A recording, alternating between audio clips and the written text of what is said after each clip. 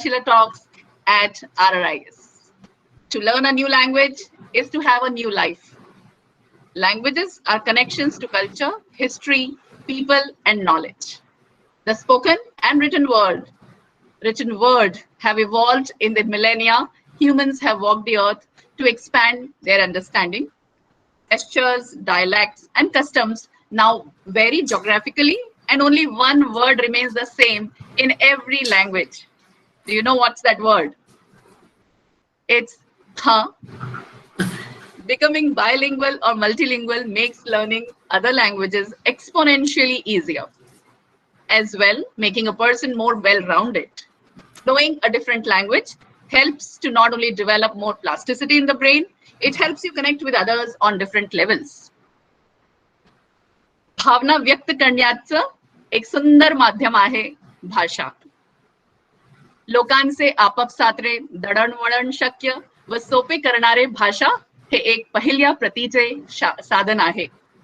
भाषा ही संस्कृतीची वाहक आहे. तीच संस्कृतीला अभिव्यक्त करत असते.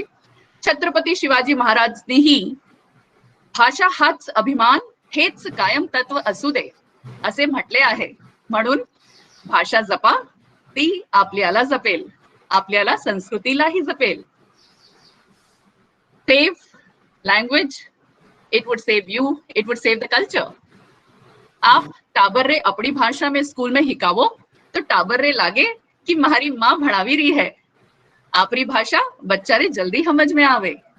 Teaching in mother tongue has been scientifically found to have deeper understanding in children. आनंदों के भाग कोरले दूती जीनिश पावा जाई.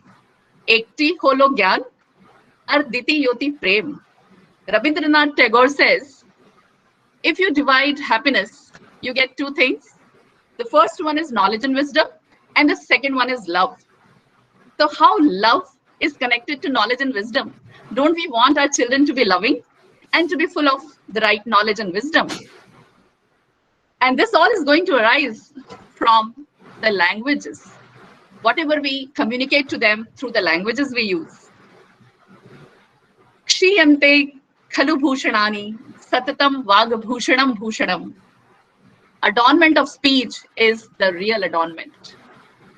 आपकी वाणी ही सच्चा आभूषण है.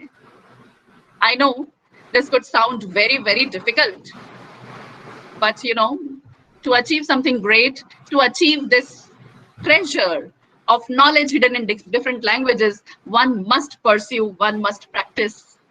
And I would like to urge you to practice with this beautiful Sanskrit shloka. Uddyamen hi siddhyanti karyani na manorathaihi nahi suktasya sinhasya pravishanti mukhe mragaha. कोई भी काम कड़ी मेहनत से ही पूरा होता है, सिर्फ सोचने भर से नहीं. कभी भी सोते हुए शेर के मुंह में हिरण खुद नहीं आ जाता. So, vamos a aprender. Let's learn. Let me invite today's speaker, Ms. Anupama Diddi, who is a learning and development professional, examiner, and a multilingualist. Our today's speaker is a software professional steered towards the education sector post her master's, and ever since, Ms. Anupma ji has been balancing teaching learners at school and undergraduate level along with training adults. She's an examiner for a renowned international university. The three different roles she essays nurture and nourish each other, making her a focused, empathetic, effective professional and a person. Her strong desire to be free from ennui powers her innovative work models. She is the head training for Let's Eduvate, a startup providing tried and tested curriculum to schools. Ma'am, I would like you to know that RRIS has been implementing the curriculum of Eduvate since last year for math and sciences. We love the activities that they have planned. Our children enjoy learning through it. Ms. Anupma strongly believes in the power of multilingualism. Her faith in the power of pure language is evident in all the training sessions she conducts and leaves her participants wondering about her proficiency in different languages she uses so comfortably and confidently. Through the Adharshila platform, this learning and development professional hopes to connect with large numbers and share simple but effective ways of staying multilingual. In her words, With practice comes acceptance and admiration for the power of multilingualism. Totally agree with you, ma'am. So come on, Son. Let's begin. Over to you, Anupma ma'am. Thank you. Thank you so much. I love your energy levels. And I'm sure it must be rubbing off on everybody present here today, although it is now nearly end of the afternoon part of the day. But I'm feeling charged listening to Jaya. Teachers are ever ready to learn.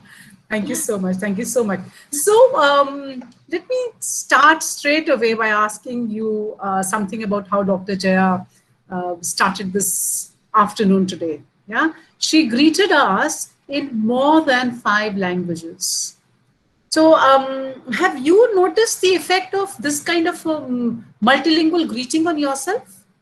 Especially if the person who is greeting you in a language which is not their own language.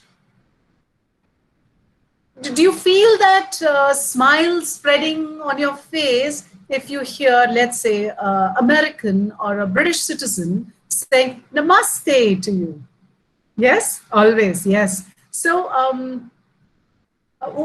what happens is this is a phenomenon which can be explained very simply by the concept of shared language. Okay, and this is one of the reasons why, as Jayaji also said, students feel comfortable if they're taught using their mother tongue. Okay, because they have heard this language at home and it's a shared language, they immediately attach themselves to the learning. However, today, my main focus is driven more by what NEP has said. If I can quickly draw your attention to here.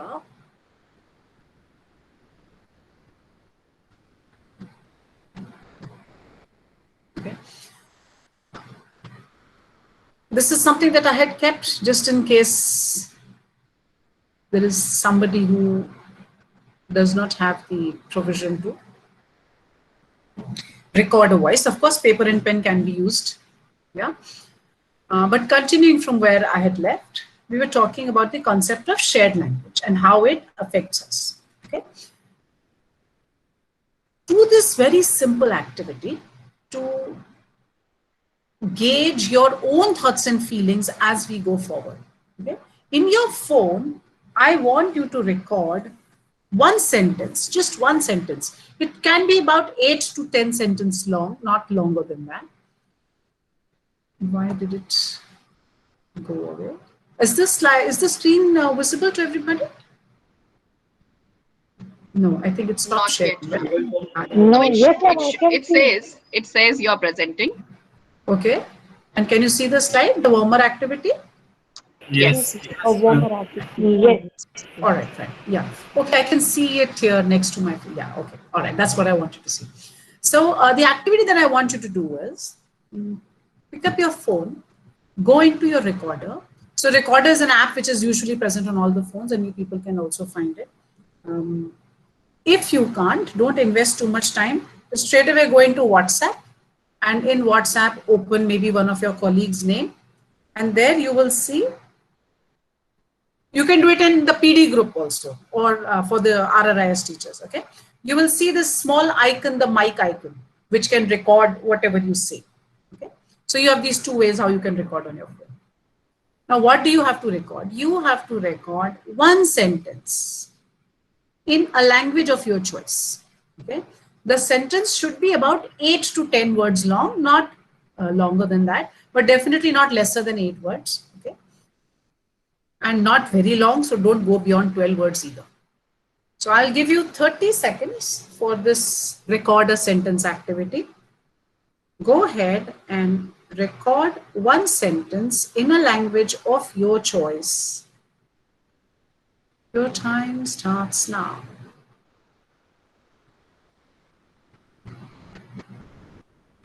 Oops, I actually did 25 minutes. My apologies, 37 seconds.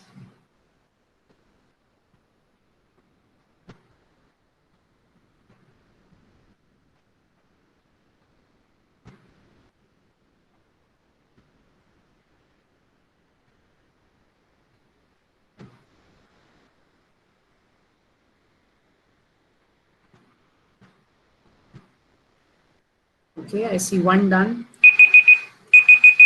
Okay. So I'm hoping most of you were able to record that one sentence, okay, in a language of your choice. Now, record the same sentence, this time in a different language. So if the first time you recorded in Hindi or Marathi or Bengali or English, the second time it should be another language. Your time starts now. Same sentence.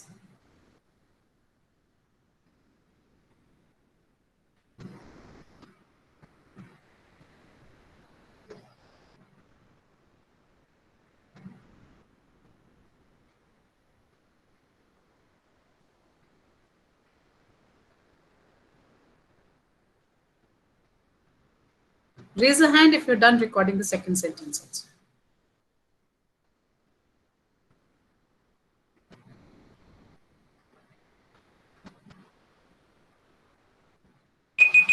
Okay, great.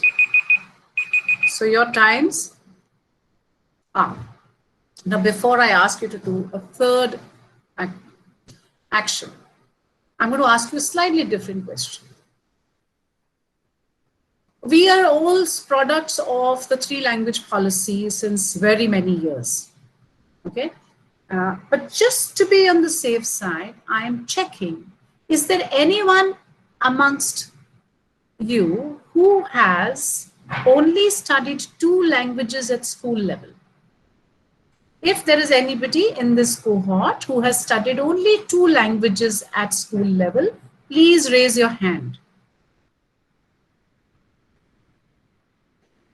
All right, I see no hand. Oh, I see Mr. Dilip, or is it Amit Sharma ji? Whose hand is that? Please unmute yourself. Mr. Amit. Amit ji, have you studied only 2 languages at school level? Please unmute yourself and tell us. I think that's okay.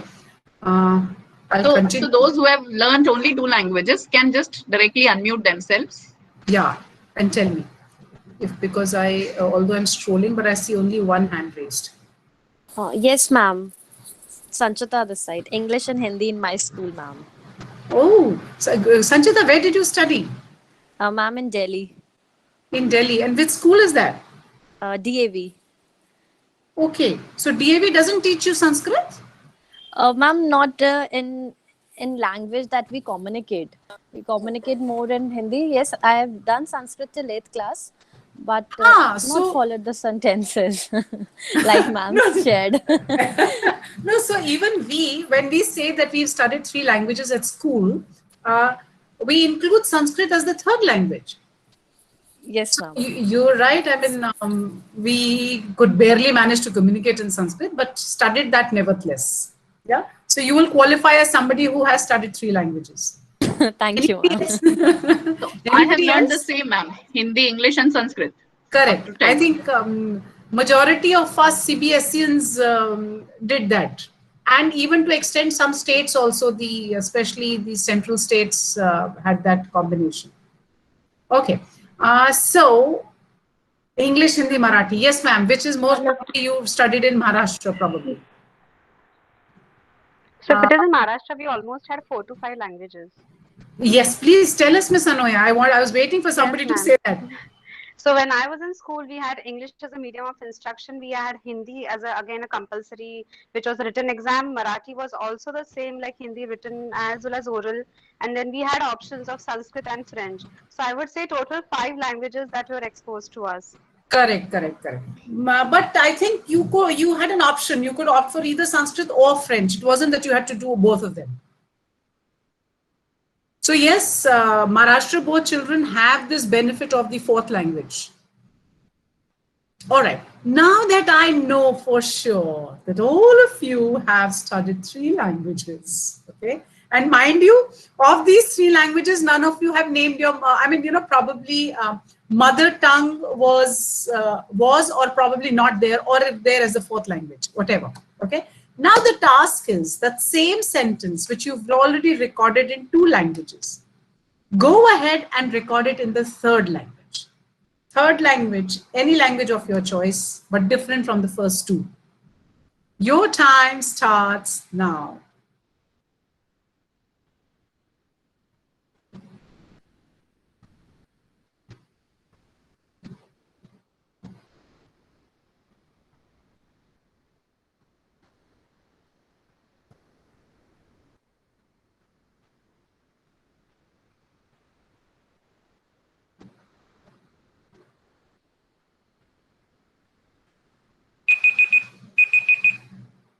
All right. So your 30 seconds are over. Okay. Now I want you to take about a minute and think about your mindset when you were writing these sentences in 3 different languages. Were you comfortable or were you challenged? Were you grappling or was it a smooth sail for you? I just want you to think. No need to express your thoughts. Just think for these 30 seconds, your experience while using 3 languages to say the same content.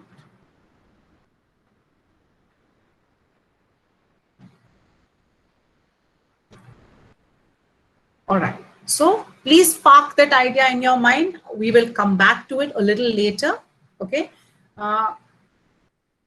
And as you are thinking, you can think, you've probably thought about, you can just jot down a pointer.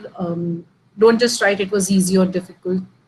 Think about why is it you didn't have enough time, or you didn't have enough words, or you didn't know how to put it there. So put some 2-3 words over there on your pen pad, on your pad, so that when you come back to it later, it isn't a lost thought. I'll give you just these few seconds to write down.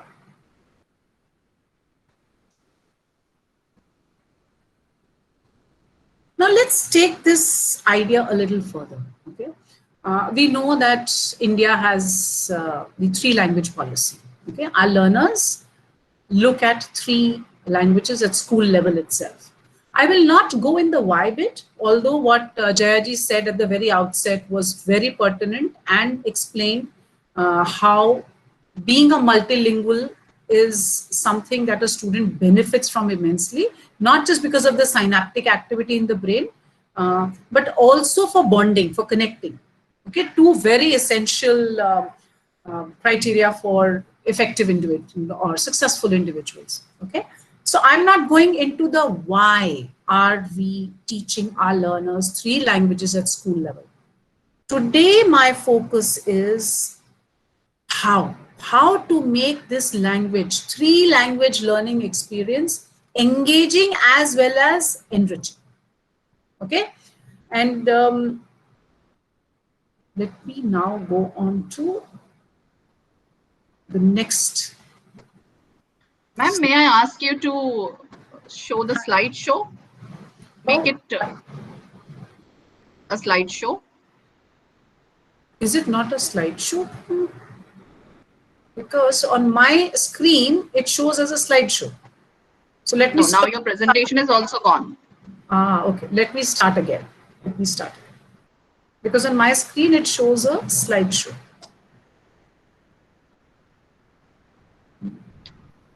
We are seeing its condensed form where all the slides are visible. We are not just seeing the slide that you are discussing. Okay. Which is very strange, because when I'm presenting it, I'm presenting the window and we can see your presentation, ma'am. I'm saying you have to run the slideshow so that it's just one slide. Now, ma'am, now we can see it now, ma'am. No, as a slideshow or as a complete slide? Complete thing we are seeing, or we can see all the slides on the left. Which is very strange. It's not showing as a slideshow. Okay, let me close the PowerPoint and restart. That's okay. It's no big deal. Yeah, there isn't much. Yeah, there isn't much. But what it's is okay, is but why is it? I'm presenting. Stop presenting. And, Ma'am, once you present, after that press F5. So that's exactly what I did. Okay. Yeah, and now I have done that. And in fact, I said slideshow from current slide. Okay, let me start from the beginning. Now, is it still the individual slides on the left-hand side, or is it? Ma'am, now you have to present. You've not presented yet.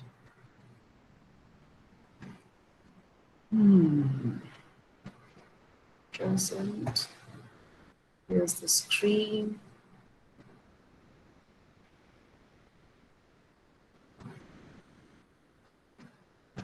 Now, so what happens is if I try to reduce it to see what the window is showing, I am not able to see it. So I'll have to rely on what what inputs you are giving me. Is it a slideshow now? This is the last effort.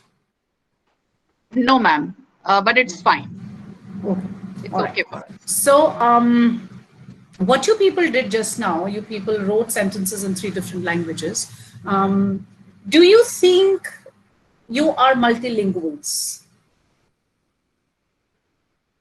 Think about how would you define multilingualism? Would you say multilingualism is when you are focusing on all the 4 skills equally fluently? Do you think that's what is multilingualism?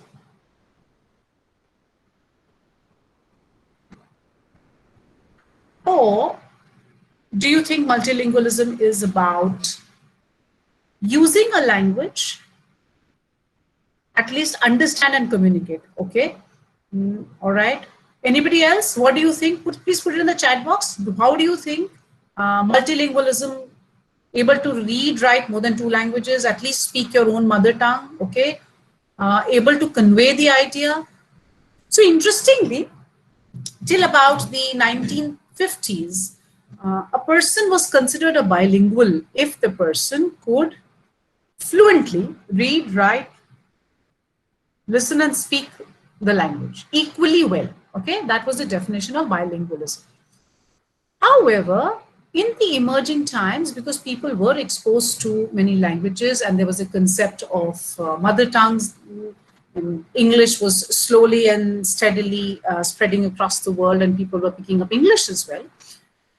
So the experts redefined multilingualism on something like a continuum, where one end of the continuum was that somebody, yes, who's proficient in all 4 skills equally, but the other end of the continuum was where a person could function in a language. Okay. Now, how did they define functioning in a language? Imagine yourself to be going in a place where far away from your own land, and therein, using their language, you are able to manage your stay, your routine actions without much difficulty. So, which could mean that, sorry, you could not read or write, but you could listen and you could speak.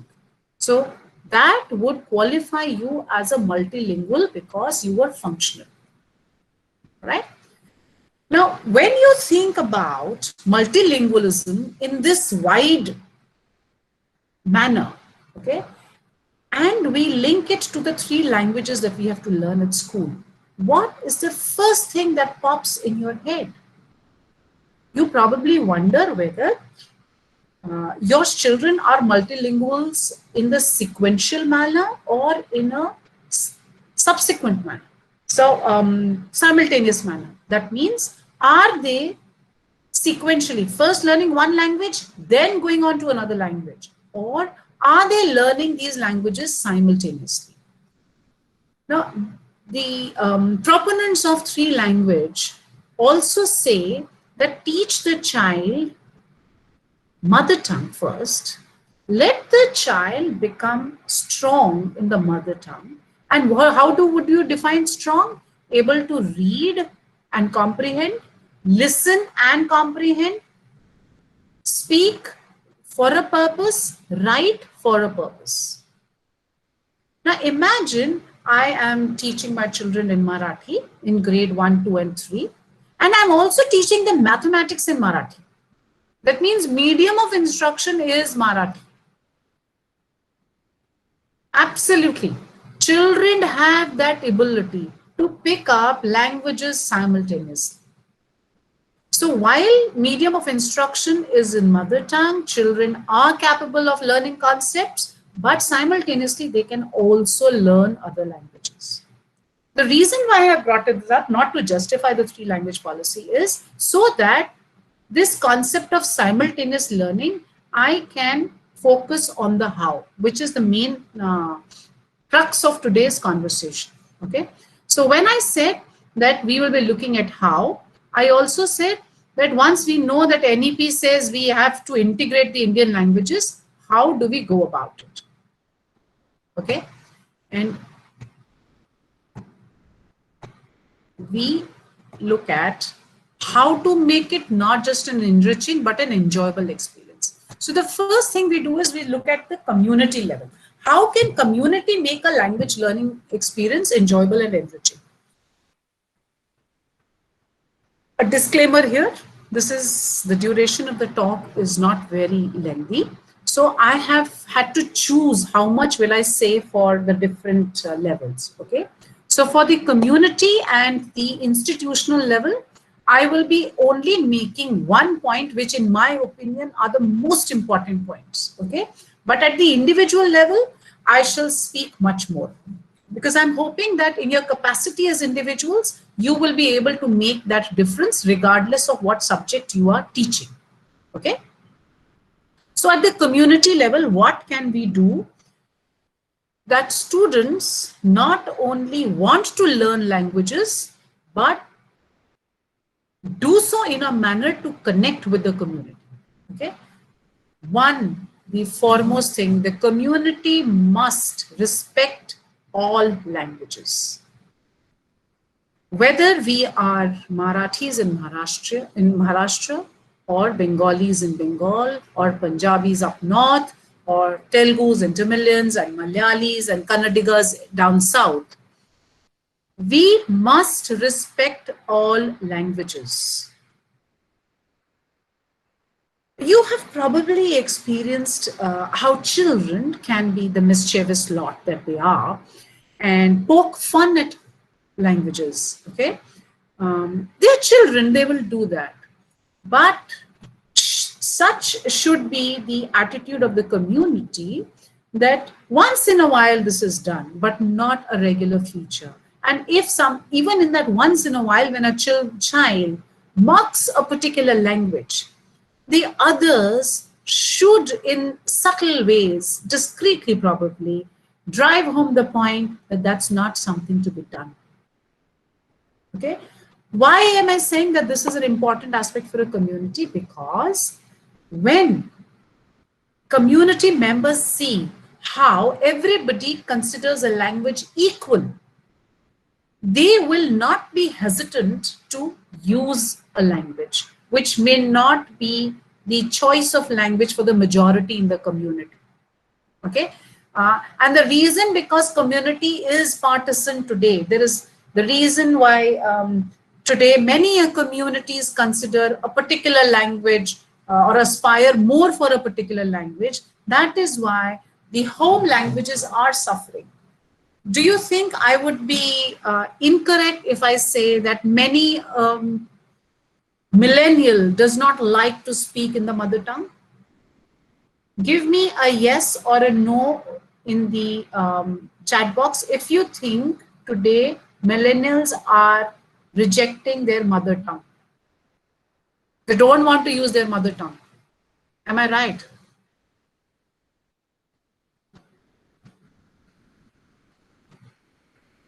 So I can see a lot of yeses, and there is one, I know I enjoy my, Juhi Javeri, yes, she's a millennial. Oh, Juhi, lovely to see you here. But Juhi, you are an exception, beta, and you have been an exception ever since you were a learner, okay? You are one of those wonderful people who have love, respect for your fellow classmates. So that's your unique quality. And that's my point exactly. Today, children do not wish to speak in their mother tongue or their home language because they feel embarrassed about it. Why? It is the community's mistake. The community has started favoring specific languages more than others. Now, those could be foreign languages also, okay? I'm not saying it's just English or Indian languages, no. You could be living in an area where it's stylish to be speaking in French and Spanish rather than in Bengali and in Odia. You could be living in an area where you would say, oh my God, how do they talk? These Punjabis, it's like they're throwing stones, right? You're entitled to your opinion. I'm not saying don't have those opinions, but I'm also saying, think about how you are thinking. Is there justification? Just because you're listening to a language which is not your mother tongue, that's not something that you can understand, does not mean you will have a bias towards the language. So back to how can communities ensure that children engage with languages and enjoy them? By respecting every language. Okay. Now the next, institutions. Okay. How can institutions help engage students such that they enjoy language learning? Again, I'm going to be very brief over here because institutional level is something which is at the policy making level. Okay, individuals can only but abide by the instruct. So what can institutions do? Institutions can look at language learning as a skill. Okay. Now, when I say they have to look at language learning as a skill, they also need to define that how will they ensure there are clear markers along the road of language learning. Now, for instance, if your children are learning English, Marathi, and Hindi, all three languages at, let's say, grade 1, is it a fair practice to think that the child should be able to do a written assessment for all three languages? Okay.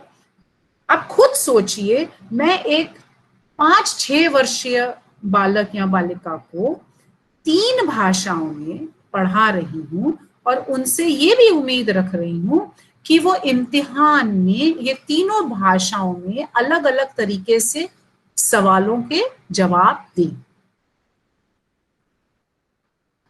I am planting a thought, a seed in the minds of policymakers. What can they do to make it conducive for learners to learn in an enjoyable manner? Written assessment for all three languages can definitely not be enjoyable either for the learner or the teacher, or for that matter, even a parent at home. Okay, but imagine if you were to do the same thing, the assessment, because you feel compelled to have an assessment process, you keep an assessment only for listening and speaking. Reading and writing is to support the listening and speaking, but not for assessment. Don't you think the likelihood of language learning would be more enjoyable because of this approach? And why have an assessment for a language to begin with if you can see that the child is able to use language at a functional level? So if you have, for example, 4 corners in the class, and in each of these 4 corners, there are different activities going on. One activity could be a buy-sell activity. Another activity could be a persuasion activity, where the children have to go in that corner and persuade a person to believe in something really ridiculous. Okay. The third activity could be an instructional activity where the people in that corner have to give certain instructions to complete a job. Okay. They could even be giving directions to get from place A to place B. And the fourth activity could be, let's say, just for the sake of variety, could be something spiritual, could be something philosophical. And please don't imagine that at grade 1 and 2, they cannot be philosophical or spiritual. Huh? They can come up with some of the most amazing thoughts, questioning the very tenets on which our philosophies are based. So if your grade 1 and 2 children can visit these 4 corners and demonstrate ability to use the second and the third language, function in using these languages, don't you think that's a fair assessment? So institutional level, the awareness about how to take forward the language learning process with very clear road markers. Okay. So that is what I have to say about community and institutional level. Now I come to the main chunk, individual level. One would think that when we are talking about individual level, it is primarily language teachers. I would beg to differ. I would beg to differ. It is not just the role of language teachers to teach a language.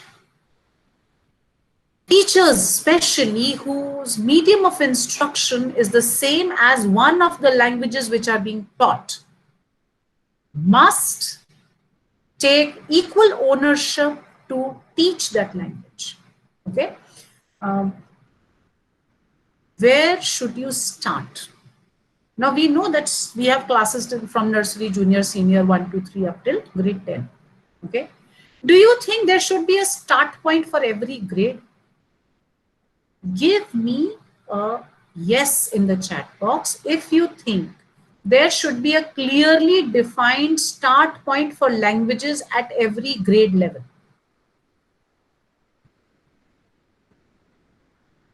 For example, you know, right now how it is that nursery, you should start with the alphabet.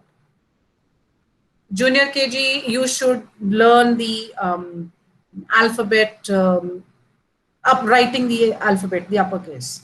And by the end of junior KG or start of senior KG, even the lower case should be learned. By senior KG, they should be able to write a sentence, right? So you have these very clear landmarks, but these landmarks seem to exist in pre-primary, and in primary stage, there seem to be additions that, okay, you should learn noun, verb, adjective. Then as you go to a slightly higher class, you should be able to tell what's a phrase, what's a word, what's a clause. And by the time you are into middle school, you should be able to use complex sentences. So the grammar landmarks are clearly established. But where is the start point? Have you people ever thought about the need for a start point for language learners? Please think about it today. So imagine I'm a science teacher. How can I think of a start point of language for, let's say, grade 5? Do you think it's possible? Do I have any science teachers here?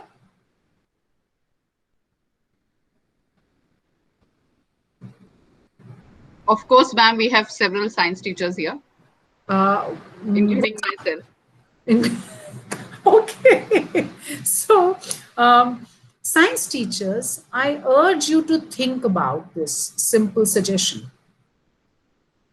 Imagine you pick up vocabulary from your subject, which years of experience has shown you is usually misspelled in your class. Okay. For example, chromatography or stoichiometry. Okay. Stoichiometry, chlorophyll, yes. like you said, diarrhea. Yes, right, diarrhea. So imagine you people, now you people I'm sure are already sitting on a collection of misspelled words. Okay. Now, as a science teacher, you decide that start point for you would be to check students' awareness of sound and spelling of the words. Can you imagine the difference you will make to the process of language learning if you start your science class with what sounds do you hear when I say diarrhea? Sounds. What sounds do you hear when I say diarrhea? because I don't say diarrhea, right? I say diarrhea. Okay, so you have started from the very basic sound level, which is what a language is made up of. Okay, and you, along with the rest of your science teachers, right from grade 1 till grade 10 onwards, can then decide how to check the concept of the aspects of a letter. Please understand that, wait a minute, let me see, where is the Jamboard?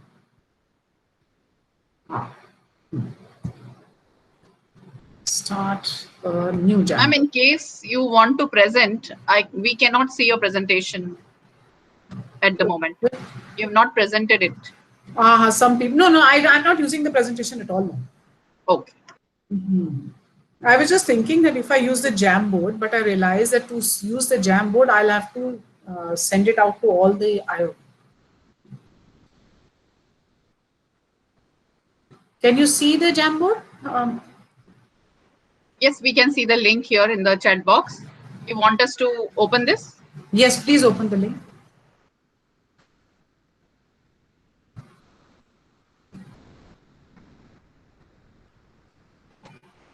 Okay, so Miss Dr. Jaya has joined. What about others?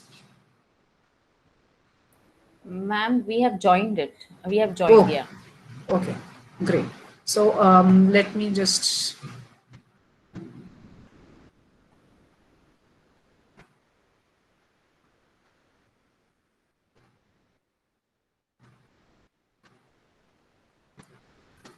I'm just writing this letter A for now, because I just want to prove,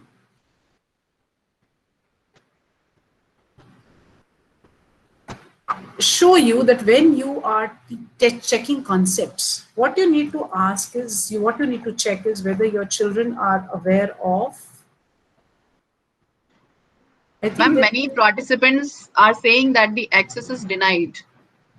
They couldn't get there.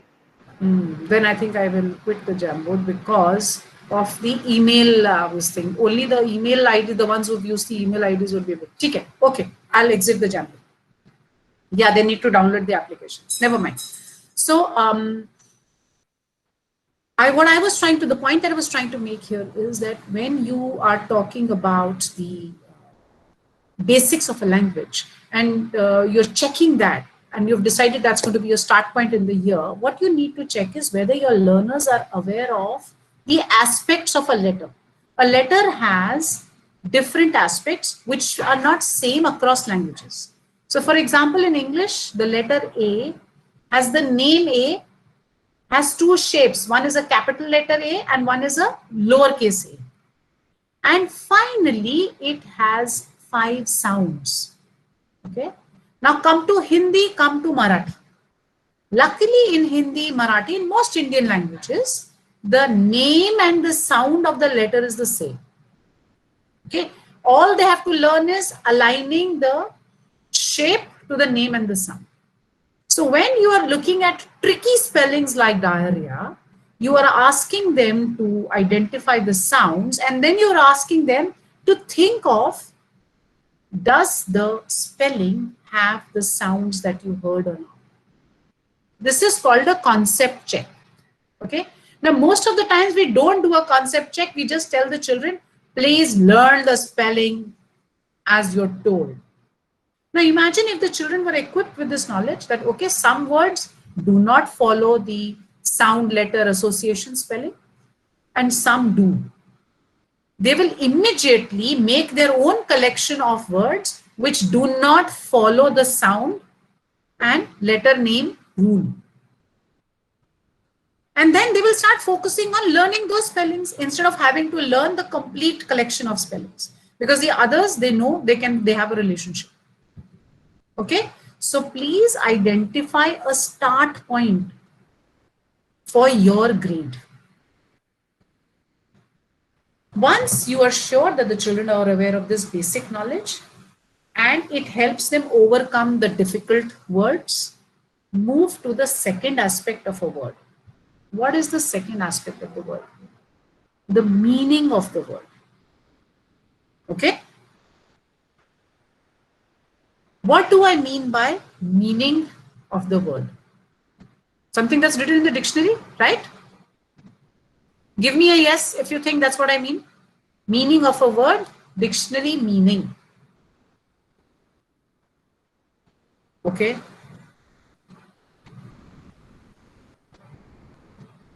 Contextual, okay. Anything else? Others? Science, social study teachers, please tell me, do you think all that they need to know is when I say meaning, they need to just know the dictionary meaning? No. If I just give an example of the word bonding. Okay. The way people use it in the daily conversation is very different from the scientific meaning it has in chemistry. Very good. Absolutely. Absolutely. Okay. So there is something called the double function word. What is it? Double function word. What's a double function word? A word which has more than one function.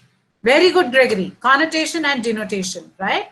So, only thing is, often enough in the dictionary itself, you will find different meanings of the same word. Like Dr. Jaya said, bonding means one is a chemical bond, okay? And at force of attraction which holds particles, that's bond. Then a bond between human beings. Here also there is a sense of an attraction or appeal which brings people together, right? And this bonding can also be used for Fevikwik bond. Yes, Juhi, I had taught you all this. So the point here is there is a concept of double function words. Check this awareness in your students. Okay. There is also something called connotation or association with the word. Okay. Now this is at a slightly higher level, but if children are explained this concept in all languages, whether it is Hindi, Marathi, Sanskrit, or English, at the formative stage, that is between the age group of 5 to 10, they will better engage with the language because they understand that if I say steel, I don't just mean the metal. It can also be a verb where it says, I had to steel myself to go through the challenge. Okay, so please explain this concept to your children across subjects, across grades, right, starting from grade 1. Now, how does this relate to different language learning? This is something that is present in Hindi as well as Marathi as well as Sanskrit. So, अगर हम हिंदी में बोले कि ये बच्चा तो हीरा है, क्या हमारा तात्पर्य यहाँ पर बहुमूल्य धातु से है? नहीं. Right? I have used a metaphor over here, which is a literary technique. Now imagine if, yes, metaphorical, right? Now imagine if you are in your classroom playing games, okay, with such strategies, okay, but at word level. So मान लीजिए आप science, आप विज्ञान के शिक्षक हैं और आपकी कक्षा में विज्ञान चल रहा है, and you decide to take a break from study and you say, okay, tell me science words which I can use to describe people. Does something come to your mind? Do you think children in that 5 or 7 minute activity be stretched to use language in a manner other than using it for science? So they'll probably come across iron. He's like iron. They'll probably say, oh, catalyst, very good. Awesome. Malleable, very good. Saturated, awesome. There you go. science terms, transparent, right? These are words which can be used to describe people, right? What are you achieving through this? You have added to their language skill in a subtle manner without making them feel that they are, oh yes, chemistry between two people. There you go, ma'am. Okay. Now, what have you done? You have shown children the usefulness of knowing words. Okay. So, sound level, word level. Now, what more can I do at the next level? Yes, absolutely, Michelle, words from geography. So I just took science as an example, but even mathematics. Mathematics can have words which you can do in your class to ask them which words can be used for describing people. Oh, he is a great add-on, right? That person will, that's a divider, or that action is a divider. Okay, let's not this. So the word divisive, that's where it comes from, right? So think about the words that you can use in your subject to explain to the children the concept of double function. Okay, ma'am, it's not directly related, but I would just like to share.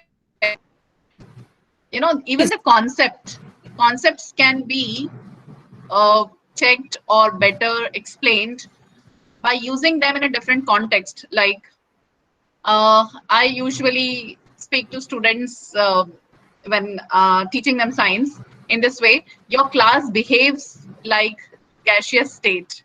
You know, when I enter and the students are all roaming around here and there, constant movement, no order. So then they understand what is gaseous state. And if I tell them, okay, calm it down to liquid, you know, there would be some little change, being more disciplined. And please solidify, then, you know, they would understand. So how your words from your subject can have everyday meaning, but making your concept more clear. Thank you. Absolutely, absolutely. So this is what I mean, that at word level, engage your learners and let them, through all the teachers in the school, learn the value of words. Now, you will realize this is something that we have discussed often. You probably have heard it also. Oral vocabulary. What is oral vocabulary? Okay, oral vocabulary is the collection of the word set which is in your head. That means when you're listening to something, all that is spoken are words which are present in your brain, and you can immediately make sense of those words. Okay. Similarly, words which are in your brain while you're speaking and you're able to use those words fluently, you don't have to refer to a paper or a pen to dig out a word, right? So that means those words are in your oral vocabulary. The second thing that every teacher must do to instill confidence in a learner who's learning a language is expand their oral vocabulary. Do people remember we used to play that game, name, place, animal thing? Does anybody give me a yes if you people remember having played the name, place, animal thing? Enjoy. Yes? Yes. And so many hours used to spend trying to, you know, win, because we all wanted to be able to fill those 4 columns. Okay. Now tell me, how many of you... We used to invent, you know, names of places and would just anyhow justify that this exists. And then fight about it. Yeah. Okay. Now tell me, how many of you have played that name, place, animal thing in a game other than English? क्या आप लोगों ने किसी और भाषा में ये game खेला है? Very good. Please tell me the language in which you have played it. Vanda has played it in Hindi. Okay. Give me the name of the language in which you've played name, place, and sometimes in Gujarati. Very good. Hindi. Very good. Marathi. Awesome. So teachers, this is a very simple game. If you think your children are not doing well in the language, it could be any, okay? It could be English, it could be Marathi, it could be Hindi, it could be Sanskrit. Just play this game.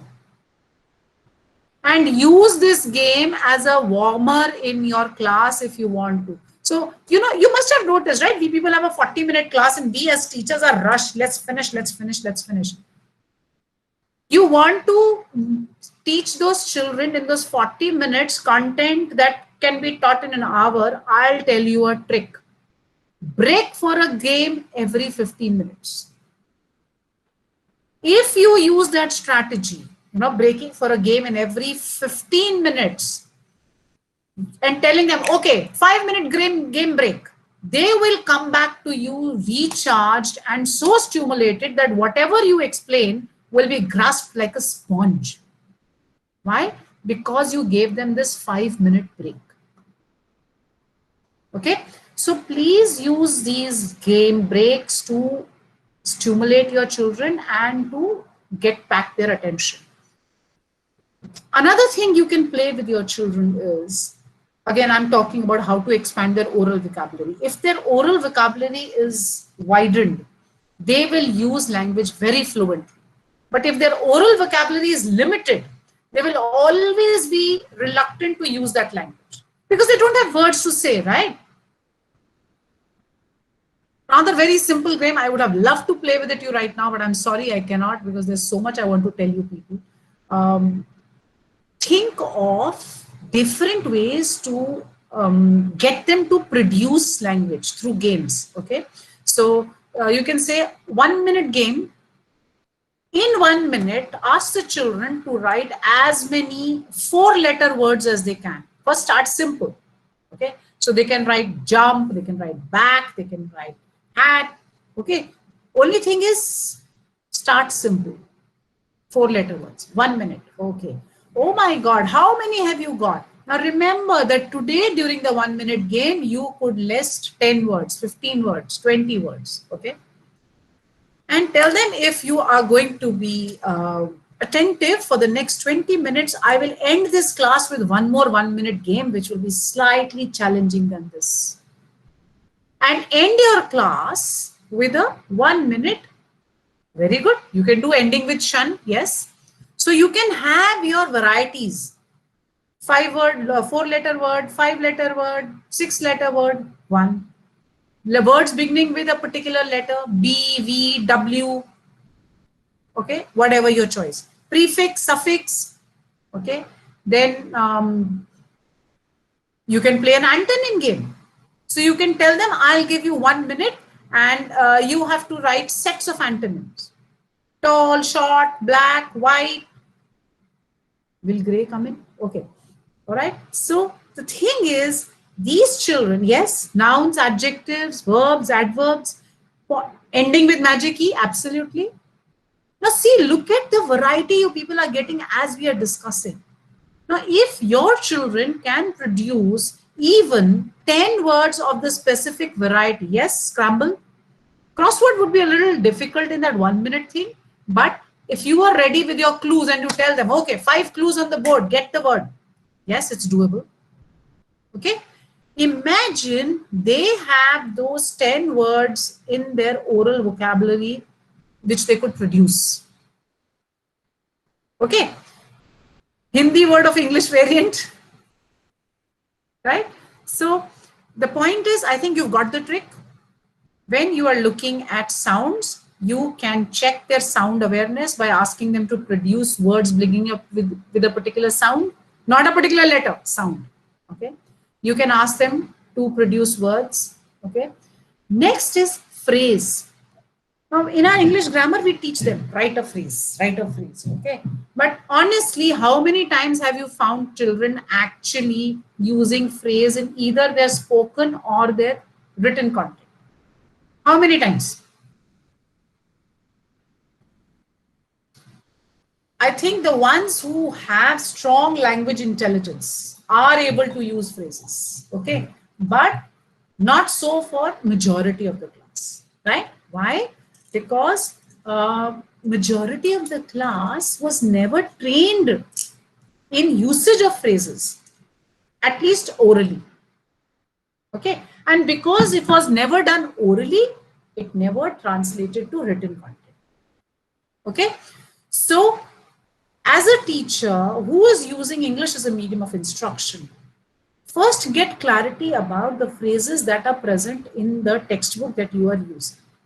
Okay, and then ask them, okay, I want you to use phrases. Now, phrases usually begin with prepositions. Okay, so in, at, to, for, with, these are the words where usually phrases begin. What you can do is figure out your own strategy. Amit, are you raising your hand for something? Sorry. Okay. Figure out your strategy, but get your learners to know what is a phrase and what is the valuable input that a phrase brings to a sentence. Suppose you've asked them to write a sentence in Hindi. ठीक है, आपने बच्चों को बोला हिंदी में वाक्य लिखो. उन्होंने लिखा मेरा नाम राम है. अब इसी को वाक्य को आप उनको आगे बढ़ाने के लिए बोलिए. किस तरह वो भी उनको बताइए. मेरा नाम राम है और मैं दशरथ का बेटा हूं. लेकिन यहां पे और आ गया.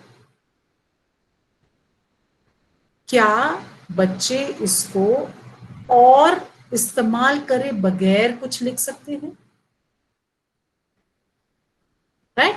So what are you teaching them here? To use a group of words which add value to a sentence without using a connector. Means not a and, but, or. Okay? Now this is something that an English teacher can go on saying from till the cows come home. But children will find the use, the relevance only if they see its usage in other subjects. You pick up a social studies book and you read one page and see for yourself if that one page in one paragraph has sentences which do not have phrases. You won't find it. It is there. Only thing is we have not drawn our children's attention to it. Okay. So what is the fourth trick I have told you? Please focus on production of phrases orally to begin with. And then as a game you can play in the class. Okay, now let me see who can identify the phrase in this paragraph about density or in this paragraph about trigonometry. Okay, so please get these concepts clear in the student's mind so that language learning for them is not a grammatical torture, but an enjoyable experience. Okay, so we have now looked at sounds, words, and phrases. Next is sentence. Do you people remember those activities we used to get in the, early middle school, primary school level? Change assertive sentence into a question, or change a question into an exclamatory sentence. Yeah? Under do as directed. Yes, absolutely. Under do as directed. Change the speech. Yes. Change the speech, or absolutely. from Active, passive, direct, change the indirect. voice. Yeah. Right? The types of sentence from one to another. Exactly. Right? What do you think that exercise was intended? Was it primarily to hone your grammar skills? What do you... No. That was a practice in grammar, yes. But ultimately, the intention was that you people learn various ways of saying the same thing. Okay, why? Because then the emphasis changes. For example, तुम हिमालय चढ़ने जाओगे? तुम हिमालय चढ़ने जाओगे is a question, but not used as a question. ठीक है? क्या तुम हिमालय चढ़ने जाओगे? अब ये पूर्णतः सही प्रश्न है, परंतु जब मैंने उसको पहली बार पूछा था तब क्या वो प्रश्न था? तुम हिमालय चढ़ने जाओगे? तब वो आश्चर्य था. Now this has to be taught to children. Now, unfortunately, we did it in writing. No, we should have done it in spoken content. For the children to realize the modulation. And only when the children use this oral modulation is when they are engaged. In writing, it's drab, it's boring. So you want to engage them, you want them to enjoy the experience, you have to tell them, अच्छा अभी ये वाक्य को अलग अलग तरीके से बोलो. मैं हिमालय चढ़ने जाऊंगा. Now this is something, they would do in a drama class. That is why children love drama, because the fun is there. Not in your class, because for you, language is something which is to be learned for academics. Sit straight face, no hanky-panky, no mischief. Just do as the teacher says. And what does the teacher say? Boring. Yeah. So please try and look at teaching language across subjects in a fun manner. Coming back to sentence. Sentence variety, the knowledge of sentence variety, be clear as a teacher about that, okay? Only then can you transfer the knowledge to the children. Secondly, maintain the purity of your sentence. This is something that, was discussed earlier also. I'm repeating myself. Remember the acronym SOLO, S-O-L-O. Sentence 1, language 1. Do not mix languages in one sentence. It is okay to be using different language. I have been doing that, right? I have been talking in Hindi as well as in English with you people. But whenever I begin my sentence in Hindi, I complete that sentence in Hindi.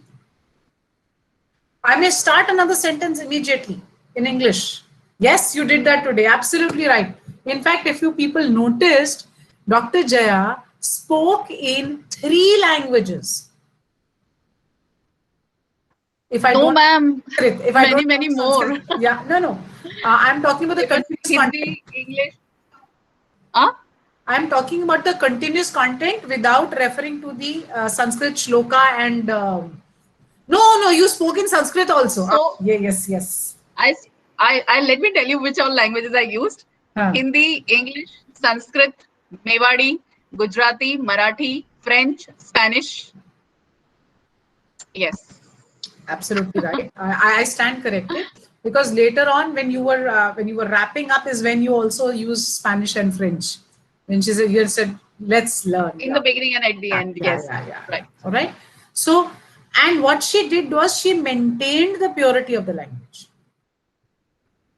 So at the sentence level, if teachers maintain the language purity, the children will automatically learn, right? Because you will be challenging yourself to look for that right word fit. Yes, Bengali we use correct, right? But if you say, आज तुम अपनी book लाना फिर भूल गए, what are you doing? You are using English. What should you have ideally said? अरे तुम आज अपनी पुस्तक लाना फिर भूल गए. But this does not come to us naturally, because somewhere we thought that if we mix languages, we connect better with the children. I am not denying that. But what I'm asking you to do is not mix language to such an extent that you fail to develop your vocabulary in one language. आजकल ये एक सच बन गया है. अधिकतर लोग एक ही भाषा में वार्तालाप कर ही नहीं पाते हैं. Don't believe me. Try it out yourself. Once this session is over, pick up a partner, start talking to each other, talk to each other for about 3 minutes, not more than that. And in those 3 minutes, see whether you are able to say something in, one particular language. You're right. So what is happening is the Hindi channels think that if we use pure Hindi, people will not understand. I agree to an extent, okay? I agree. अभी कल परसों ही एक चुटकुला घूम रहा था अपने WhatsApp पाठशाला पर कि एक दुकानदार ने अपनी दुकान के बाहर लगाया कि अगर आप पूर्णतः हिंदी में मेरे से आके सामान मांगेंगे तो मैं आपको 20% कम पैसे लूंगा। तो एक सज्जन आ गए और उन्होंने बोल दिया, और जब उन्होंने अपना बोलना खत्म किया तो दुकानदार जी कहते हैं मैं आपको 50% कम पैसे लूंगा आपसे, आप कृपया करके मेरे को जरा सरल भाषा में बताइए कि आपको क्या चाहिए। तो वो व्यक्ति बोला मास्क चाहिए। Okay, so I understand the difficulty. In fact, this would become funnier if the shopkeeper says कि आप कृपया हिंदी में बोलिए। तो वो तो हिंदी में ही बोला था, हाँ, लेकिन हाँ, but he felt it is some alien language. Yeah, exactly. So my point is that whenever we use language in its pure form, it is difficult to understand. Why? Because we have given up using the pure forms, right? Whether it is Hindi, Marathi, Sanskrit, English, our oral vocabulary is becoming smaller and smaller by the day because we are picking up words from here and there. So if you want learning of language to be an enjoyable and an engaging process for the children, help them develop that oral vocabulary by maintaining the purity of the sentence.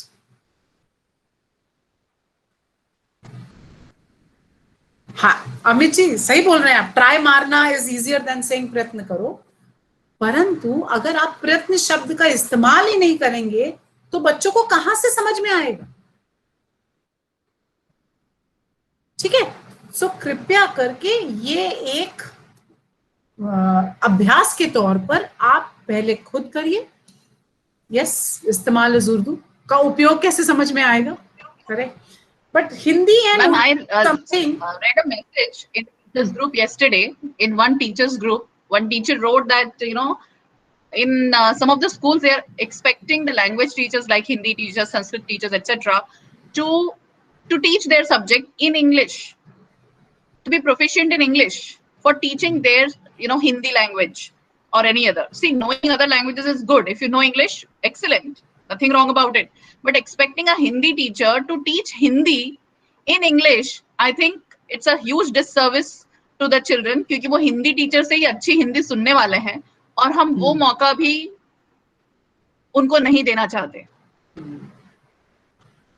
So that is very unfortunate. In fact, I always tell our teachers कि आप जब हिंदी में पढ़ाते हैं तो आप शुद्ध हिंदी ही बोलिए, जहां तक हो सके अंग्रेजी के शब्दों को का उपयोग मत कीजिए. So there is all I would add to that is that an approach that institutions can look at is in the early years is the trilingual approach. So the simple activity that I did today, okay, what you can do is ask your children, if let's say you're a Hindi or a Marathi or an English teacher, and knowing full well that the other two languages are taught in your school, you can ask the children to say the same sentence in a trilingual manner. So that way you will maintain the purity of your language, but at the same time, you will also give the child an opportunity to comprehend better, because out of those three, probably one language is best understood by the child, and then the child can map that sentence to the other two languages and understand those two as well. So yes, ma'am, that can be done in the initial years where association would help. Correct, correct. So trilingual approach is very useful in the early years where language formation is developing. Okay, but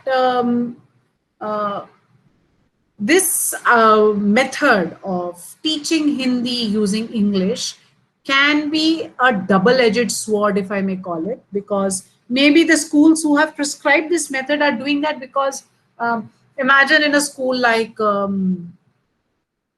you know, a school where children have come from abroad and are Indians, but because they've come from abroad, their knowledge of mother tongue or Hindi is very way below age or grade level. Okay. Now, if that is the intent, then I can understand. But then the whole cohort, the whole classroom couldn't have come from abroad and have below grade level language skills, right? So the purpose is to see, the point is to see the purpose.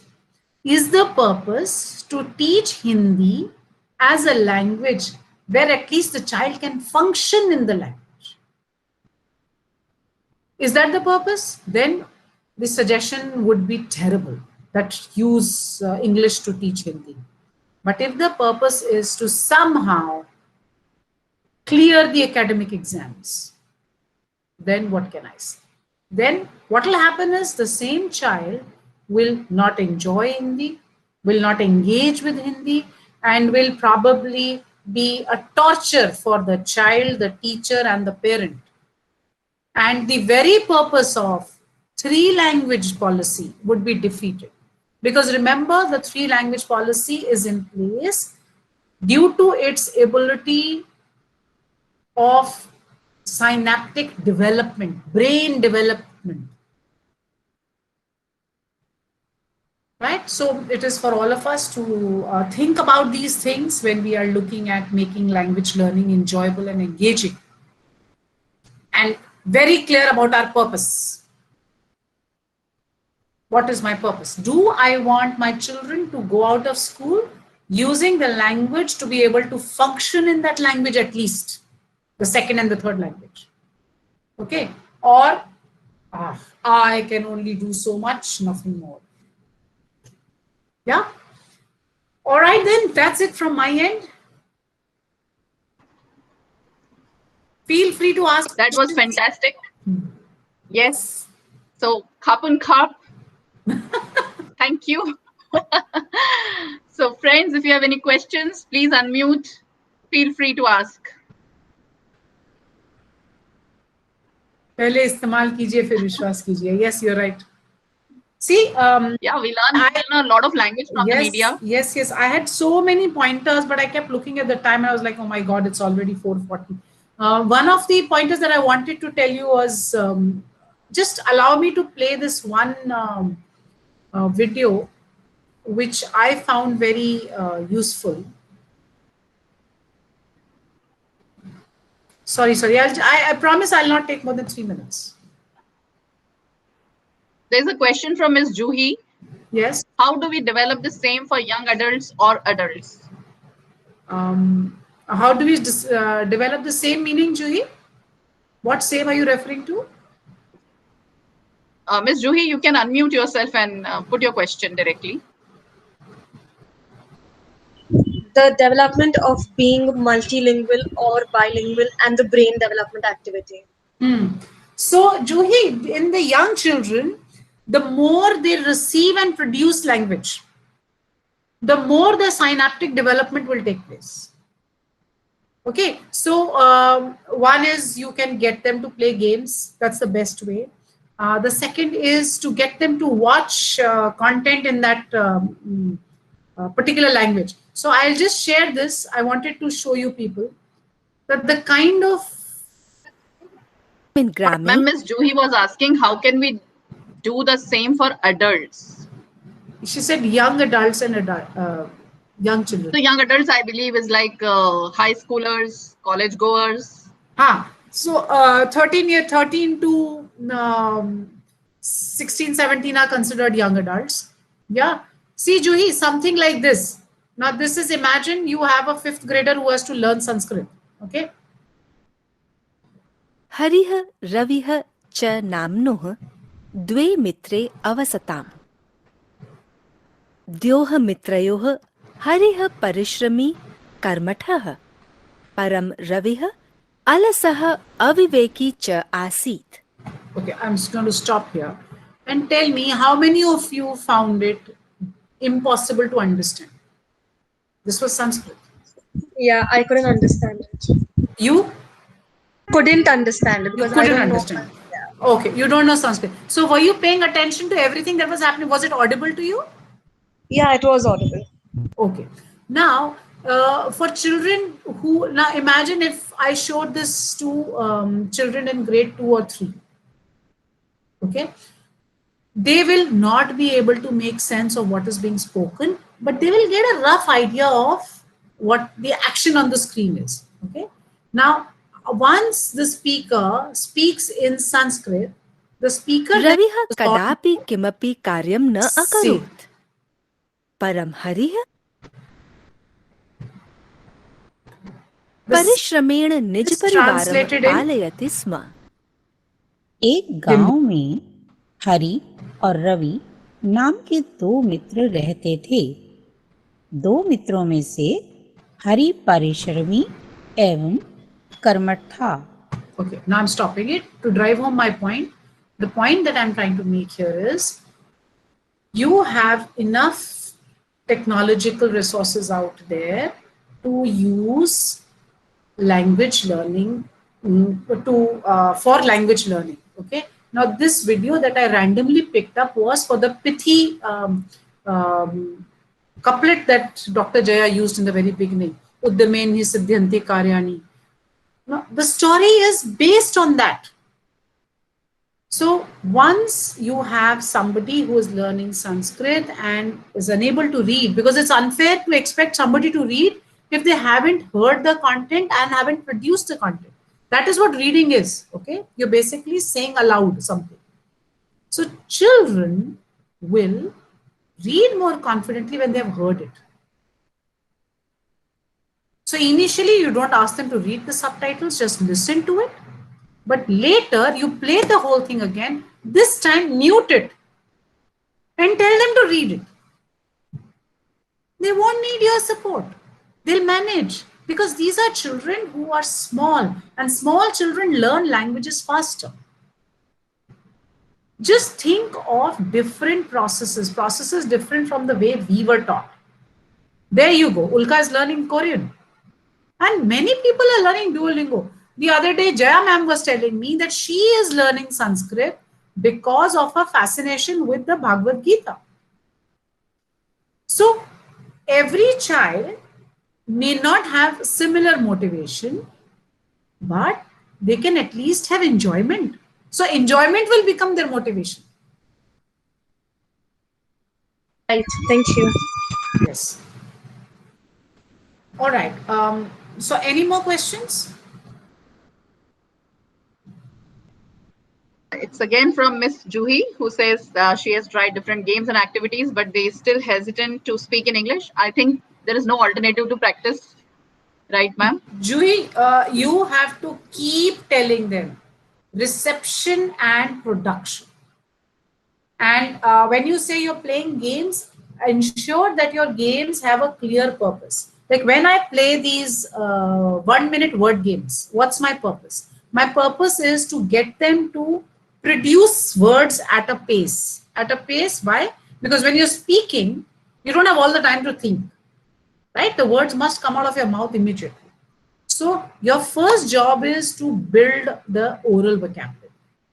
Just playing games for the sake of playing games would be a red flag. Align the games that you're playing with your purpose. Right. Thank you. Yeah. All right. We don't seem to have any more questions. And if you feel like sharing some material that the participant should go through, ma'am, please share with us. We can forward it to all our attendees. It has been an incredible learning experience. Ma'am has gone into the nitty-gritties of actually what is to be done in the classrooms, and not just in the English or Hindi language classrooms or specific language classrooms, but how each and every teacher can and should take up the role of an English of a language teacher.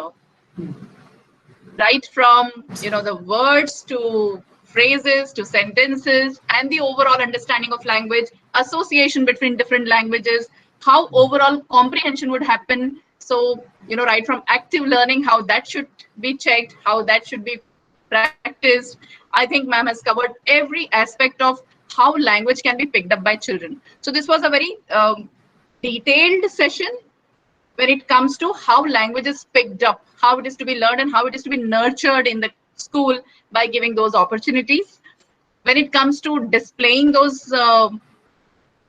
learnings, we have another interesting avenue to explore. You know, how children can present it during exhibitions. We can have special days like Ek Bharat Shresth Bharat. How that is to be, you know, exhibited, we all can plan so that children become more interested in it. It would be engaging for them to learn. And like ma'am said, if the child is engaged, if there is joy in that learning, then in fact you won't be able to stop them from learning then. Correct. So, ma'am, it has always been amazing, you know, listening to you, learning from you. It was a great pleasure to have our own member of RRIS family, Anupma ma'am, delivering the 52nd Aadharshila talk at RRIS.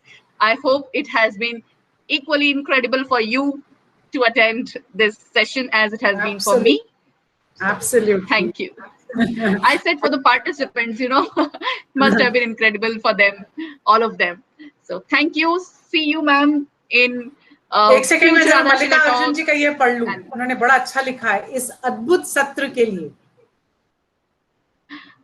ये आपका बहुत बहुत आभार महोदया। Yes. Thank you very much. And Alka has written thank you in Korean. Alka, would you unmute and speak this word? Yes, we would like to receive the oral pronunciation. Yeah. Ma'am, Ulka, it is Ulka. Ulka, what did I say? Alka. Oh, I'm so sorry. You know that I know your name, Ulka. It's Khamsa Hamida, ma'am. Say again. Khamsa Hamida. Wow, it's so beautiful. Thank you, ma'am. It has a very Arabic touch to it, na? Khamsa Hamida. Yes, I felt the same. Yeah. Thank you, ma'am. All right, ji. Happy learning. Thank you. Why don't we try one thing? People, those who speak in different languages, you know, let us say thank you in our own language. Why not? So, starting with me. Dhanyavad. I already have French. Yes. Tumchi dhanyavad. Thank you. No, they have to unmute and speak. We want to hear those words in different languages. तुमसे खूब आभार, धन्यवाद। ये आभार से बात बताऊं, लेकिन बहुत बढ़िया। मंडल आभारी आहे has got very sarcastic connotations. We have Miss Lakshmi here. I think she can speak in Malayalam. Yeah, please. Lakshmi. Nanni. Namaskaram. Oh.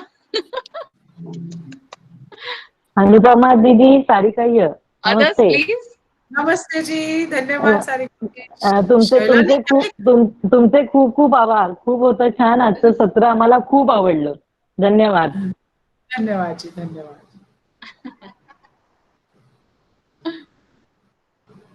Shaila, you have to speak in Odia. Ma'am, Odia is not very different from Bengali, so it's dhanyavad. Thank you. Even in Punjabi, if I were to say, I would say Tanwad. Yes, ma'am, I was about to say that. Say it, no, Priyanka.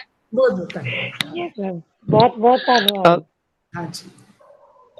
Good afternoon, Anupama Didi. I would like to speak in Arabic. Oh, wow. Please. Okay. Please. Yes. So it's khairan kasiran kasira. Wow. Beautiful. Thank you. Pleasure. Sonia said something. आपका तहे दिल से शुक्रिया अदा मानता हूँ. Thank you. अरे वाह, Gregory. Merci beaucoup, madame. Yes, thank you so much, vi. Merci beaucoup. Anupma ma'am. Rainy, I was going to say that at the end. I had learned it from you for today. Anupma ma'am.